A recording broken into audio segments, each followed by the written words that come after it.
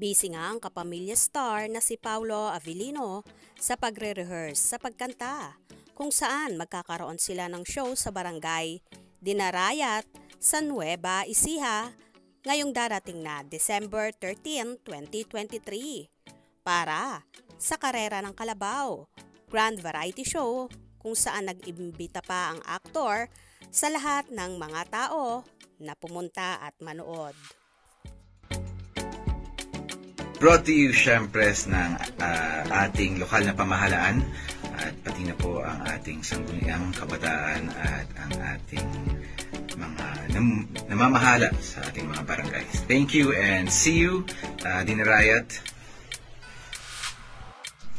Para po sa ating kaarawan ng ating mahal na patron Santa Lucia, see you on December 13, 2023 sa Barangay Dinarayat, Talavera, Nueva Ecija.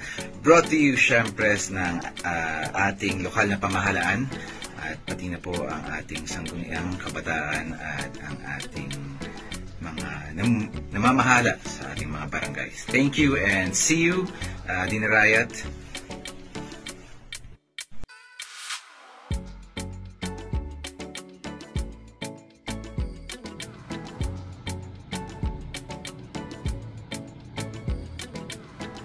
Magulang kaibigan ng aking sandigan sila ang patunay kung bakit hindi ako humihinto. Walang tigil sa pag-aalukay ng ginto. Sheesh! Sheesh! While si Kim Chiu naman ay busy sa kanyang afternoon show na It's Showtime.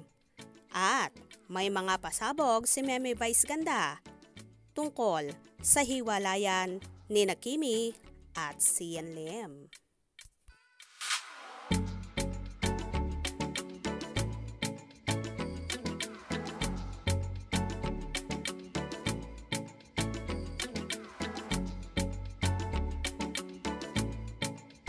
Ihatid kita. Tapos may GS nitong ano. Nananahilig lang din dyan. Kasi naman yung Ganda kaya niyo. Oo, ganda-ganda ni taxi Kimi. tayo. Alam mo, buti maaga ka nakapag-ayos. Ganda niyo, ang dami niyong ribbon. Oo, maganda talaga to. Yeah. Maganda ka, mabuti kang tao, maganda ang mukha mo, maganda ang puso mo. You deserve the best, you deserve love. Yes.